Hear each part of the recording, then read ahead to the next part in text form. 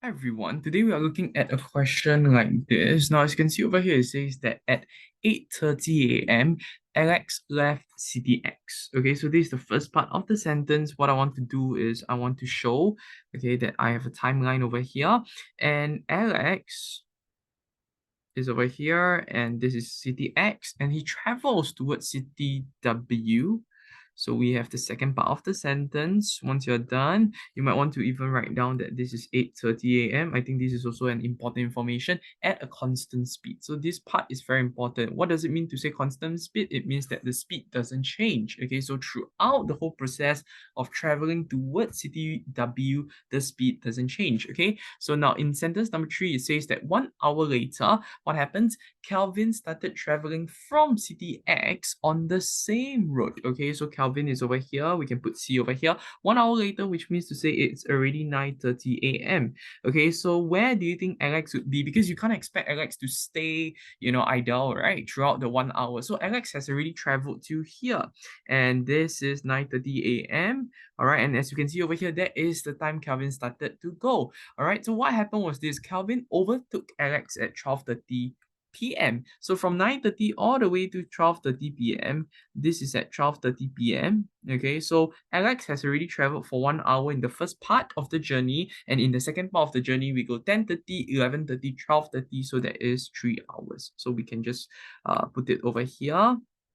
Okay, in fact, you can write down time equals to 3 hours, time is equals to 1 hour. And where exactly is Kevin? Kevin is over here, and this is actually 12:30 p.m. Okay, so we know that Kevin has traveled how many hours? 10:30, 11:30, 12:30. So for Kevin himself, for the whole journey, it is already 3 hours. So we can write T 3 hours. Okay, a lot of students they like to write T1 for the first part of the journey, then T2 for the second part of the journey. I think that's perfectly fine as well.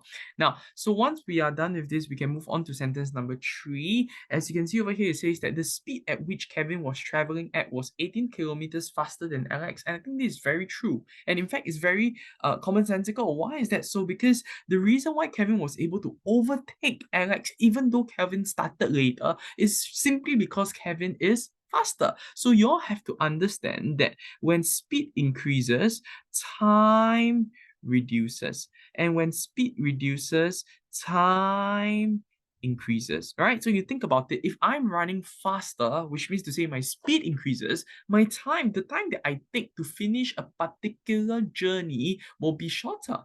All right, the speed that if I were to reduce my speed, if I go slower, let's say I walk, then of course I'll need more time to cover that speed, right? So in this question, they want us to find the speed of Alex, okay? So when I look at Alex, whenever the question wants us to find the speed, you have to ask yourself, do I have the distance and the time, right? But in this question, I do not have the distance, right? Distance is missing. But for time I have, right? For time itself, I know 3 hours. Okay, so that is for Alex, okay? Whereas, okay, for Calvin, it's a little different. So we are going to just pen it down. Okay, I'm just going to use another color. So for Alex, the time that he has taken is actually 3 hours plus 1 hour, and that gives me 4 hours. Whereas for Calvin, he has taken just 3 hours. And you realize that I do not have enough information to find out the speed, right? Because I do not have the distance. In fact, in this question, there wasn't anything about the distance, but what they have given us is this part. And I feel that this is extremely important. So because I do not have enough information, what I'm going to do is I'm going to use, right, the ratio concept to help me to solve. Okay, in fact, this part that I have just bubbled, okay, this part that I've just circled, this is something that I'm going to use. Okay, so if Alex, okay, I'm going to use ratio.